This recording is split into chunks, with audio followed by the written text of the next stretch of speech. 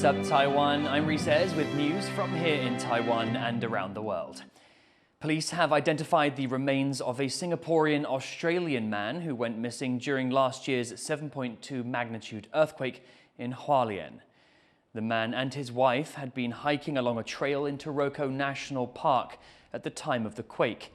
A police search of the landslide-hit trail didn't turn up any sign of the couple, but a nearby farmer found bones on January 11th that have since proved a DNA match. The Hualien District Court is notifying relatives, though there is still no sign of the late man's wife. Yoon has become the first president of South Korea to be charged with insurrection. Yoon's legal team has dismissed the charges as being politically motivated. The impeached president is set to stand trial alongside senior defense and military officials accused of aiding the insurrection. Meanwhile, South Korea's constitutional court is deliberating whether to formally remove Yoon from office, with a decision expected in the coming months. Yoon's brief imposition of martial law in December plunged the country into a political crisis, prompting clashes between lawmakers and the military. China has dismissed a U.S. intelligence assessment suggesting the COVID-19 pandemic came from a lab.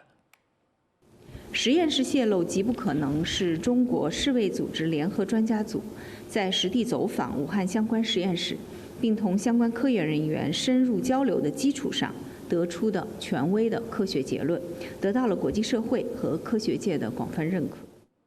Beijing's response comes after the U.S. Central Intelligence Agency on Saturday said that the origin of the outbreak is more likely to be from a lab than from nature. This contradicts an earlier scientific consensus that the virus spread from animals, known as the natural origin theory. The agency also stressed that its assessment was what it called low confidence, and that both scenarios, lab origin and natural origin, are possible. On January 23, 2020, Wuhan, China, became the first city in the world to enter a strict lockdown over the spread of the deadly coronavirus. 5 years later, Wuhan's residents and officials are hoping to move on. Hughes reports. On the outskirts of Wuhan, China, sits a relic of the COVID-19 pandemic, an emergency field hospital. Once a symbol of China's fight against the deadly virus, now empty, boarded up, and forgotten. 我感觉是往前走了，就是这样的记忆就是越来越模糊了，然后感觉，但是还是会受到这样的影响，就会觉得这几年过得比较艰难，会有一下这样的印象，但是新的生活还是开始了，我觉得是这样。5 years ago, Wuhan's doctors flagged a SARS-like virus spreading throughout the city, traced to a local market. Within weeks, the city's population of 20 million found themselves at the epicenter of a deadly health crisis, with a virus that spread across the world, killing at least 7 million people and infecting over 700 million. On January 23, 2020, the city was the first in the world to go into lockdown, sealing itself off for 76 days. The rest of China followed in a strict zero-COVID lockdown that lasted for 2 years, the effects of which are not so easily forgotten. 就是生活上来说，大家肯定或多或少那种焦虑不安，我觉得这是一个很多人的一个常态，然后以及他这个心理变化的一个过程，对，就是都会感觉到很焦虑。5 years later, and the streets of Wuhan are no longer desolate, as the city is once again bustling with life. 然后包括我现在，其实大家对武汉的关注也越来越多，对，然后说武汉是个英雄城市嘛，然后包括现在这几年来武汉的旅游的也越来越多了。The city's only public commemoration of the pandemic sits next to the abandoned hospital on the outskirts of the city. A series of photos dot the wall of a nearby petrol station, faded and forgotten, just like the rest of all traces of the pandemic in Wuhan, as residents and officials look ahead. Eason Chen and Hughes for TaiwanPlus. Diners in Hong Kong are gradually turning their backs on what was once a popular winter delicacy, snake soup. Like in Taiwan, snake meat has fallen out of favor due to concerns about animal welfare, environmental impacts, and the risk of disease. And as John Van Trieste reports, the start of the Year of the Snake will likely see demand shrink further. From a wooden drawer, Chow Ka-ling pulls out a large snake, deftly controlling it as it tries to squirm away. Chow is known as Hong Kong's snake queen, both for her skills at catching serpents on the loose and for the fact she keeps them on the menu. In parts of East Asia, including Hong Kong, snake soup is a delicacy thought to fortify the body through the cold months. And since 1965, Chow's family has owned this eatery, appropriately called Snake King, serving up snake soup winter after winter to the masses. Over the decades, the business has had to adapt. One big change came with tougher public health rules following the 2003 SARS outbreak, thought to have jumped to humans from live wild animals. Today, the snake meat all comes frozen from Southeast Asia. The 3 resident snakes, Chow says, are just pets, kept for visitors to take photos with. But changes are still coming, and while the shop still has its loyal fans, snake meat is definitely out of favor. There are signs Hong Kong could be following the lead of Taipei, where the last specialty snake meat shop in the city's so-called Snake Alley closed in 2018. 揾唔到食嘅人就唔會有人入行啦。就算啊，將來我啲侄仔入行啊，不如你煲糖水好過啦。屙咩蛇啫？係咪啊？即係咁難做嘅生意，唔好做啦，做咗3個月。It's something regular diners at Chow's shop also see on the horizon. 因為真係越嚟越少喎，香港地唔知點解喎。可能後生嗰代唔中意食蛇啊，可能啊，對於蛇咧有啲恐懼咁嘅性質啊，所以應該後生嗰代咧越嚟越少人食蛇。即係有機會咧，呢個咁嘅行業嘅式微都唔定啊！而家喺香港嚟計啊。Concern for animal welfare and changing tastes both partly explain the decline of snake meat consumption. But some researchers say this is far from the full picture. SARS and COVID came up as one main reason, but then, there's a variety of other reasons. Some would say that, well,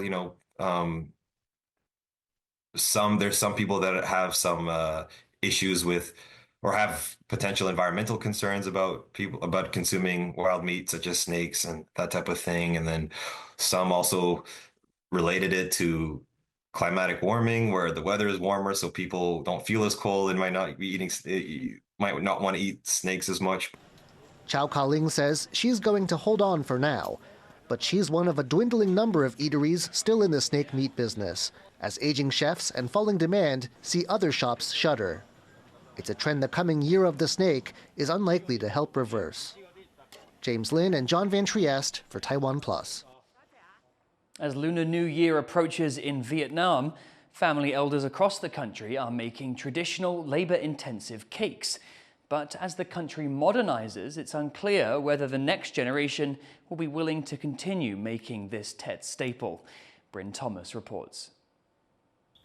Nguyen Thuy Thuy Hong unwraps the last of 5 sticky rice cakes, a traditional Vietnamese Lunar New Year dish known as Ban Trung in the north and Ban Tet in the south.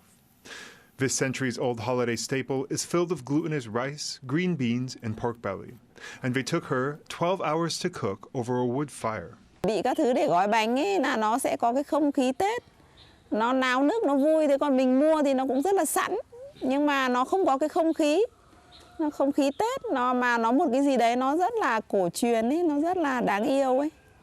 Bận một chút, mệt một chút nhưng mà mình sẽ thích hơn ấy. In Vietnam, a country renowned for its food and Confucian traditions, these cakes are placed on altars as offerings to ancestors. While many families no longer make them from scratch, those who maintain the tradition usually leave the cooking to the elders. Hong's 23-year-old son, Nguyen Dao An Khoi, is already worried about taking on the responsibility of preparing the dish. Vẫn sẽ muốn tiếp nối, còn cái việc mà mình tiếp nối được đến đâu và đến bao giờ ấy thì nó cũng hơi khó để mà trả lời. Tại vì ở cái thế hệ mình thì có thể có nhiều thứ phải lo ấy. Nên cũng không chắc chắn về điều đấy. This process of having the younger generation take on the task of cooking the cake is reflected in Vietnam's folklore. Legend has it that the Ban Trung recipe was first created thousands of years ago by a prince hoping to impress his father and win the throne.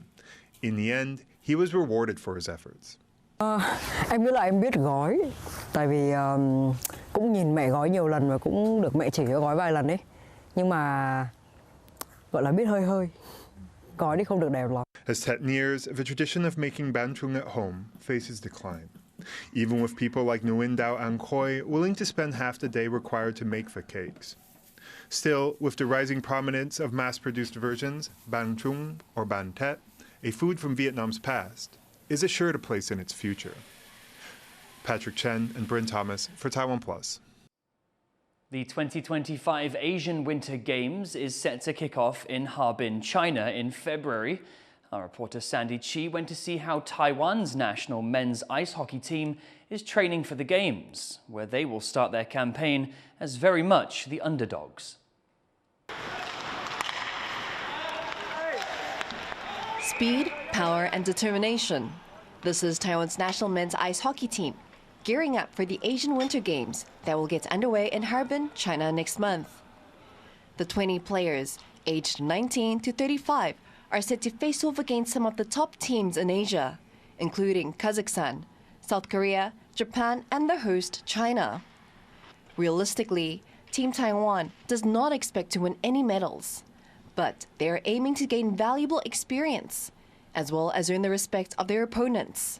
我希望这些年轻球员可以学到，看到更高 level 等级的球队怎么打球，然后给他们更多的启发。因为我本身也是在15年前参加这个比赛的时候获得一些启发，然后进而我也到国外才有机会到国外打球。3打2，你在射这种球是什么意思？要快一点，换快点，你们要专心一点。The national men's ice hockey team was formed in 2007 and currently ranks 40th in the world, behind Asian countries that have the advantage of having more snow than subtropical Taiwan.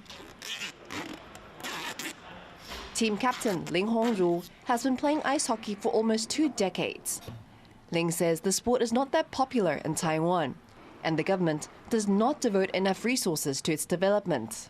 我们只有一个标准的小巨蛋，那还有其他的项目，像花式啊、竞速、像冰石湖等等的，就是冰雪项目的都会用同一个场地。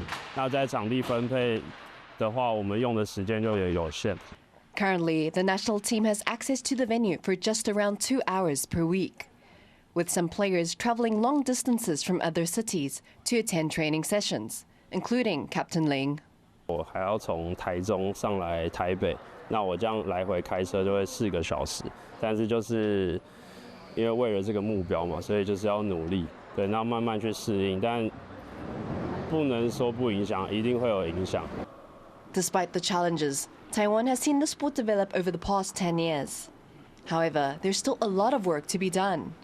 那我们是希望说，再有一座冰场起来，可以再培育更多的冰球选手。那可能希望在5年之内，希望把我们的成绩，把跟中日韩这些成绩拉近一点点。But despite all the challenges, these players are determined to do what they love and shine out on the rink in Harbin, and win kudos even if they don't win their games. 会遇到这4个亚洲冰球的强国，那我觉得不论结果如何，就是我们想要赢得对手的尊重，对，因为在世界排名真的落差比较大，但也很荣幸能再遇到他们。我们想要看一下，同时也是挑战一下自己，看我们的能耐到哪里。With the Asian Winter Games set to begin on February 7th, Taiwan's hockey players know they must make the most of the limited time they have on the ice. It's time for them to get their skates on and show their pluck with the puck. Devon Tsai and Sani Chi for TaiwanPlus. Thank you for watching What's Up Taiwan. You can visit the TaiwanPlus website or follow our social media for more stories from Taiwan and around the world. Finally, we take you to Yunlin County in central Taiwan for this Lantern Festival. I'm Reece. Take care and see you next time.